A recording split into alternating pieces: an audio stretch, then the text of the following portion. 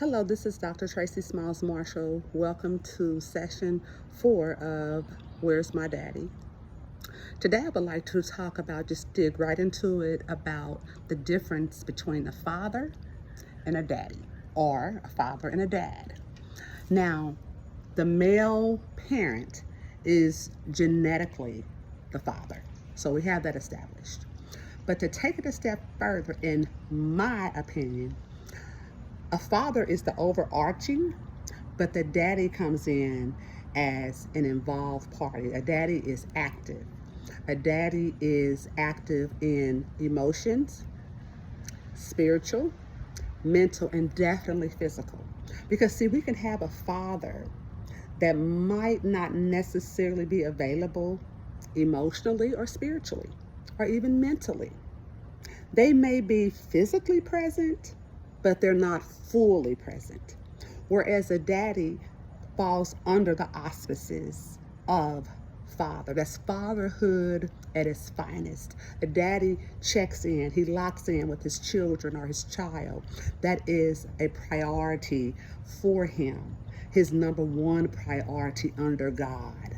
Now, if he's married, of course, his wife would come first, but linear in terms of parenting, that is his mission.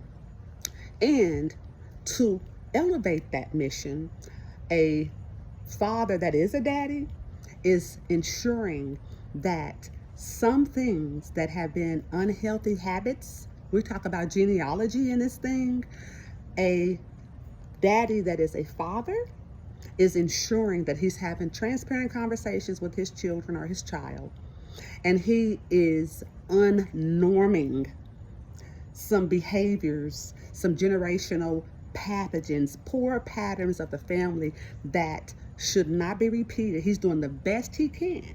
Of course, we can't force our children, but as a daddy that is a father, it is his goal, his mission to give his child what good he has and what good that he didn't have. He seeks, he yearns to make good on his children, his lineage, his legacy. A daddy that's a father does not seek to build memories. He seeks to build a legacy because he knows ahead. He's wisdom, he's character, he's quality. He's thinking ahead that one day these bones will begin to get crooked, and I want to see my seeds grow beyond what I had, beyond what I have. What I plant, I don't want to be planting weeds. I want my stuff to blossom. And we know, as life has it, sometimes what blossoms, sometimes can wither, it can wilt. But that's where the daddy is. That's a father that comes right in, and he can read his child, his children. He's a comforter. He's a protector. He doesn't try to be hard. He doesn't try to make his child hard. I know some men were raised to be hard. Some men were raised that boys don't cry, shouldn't cry.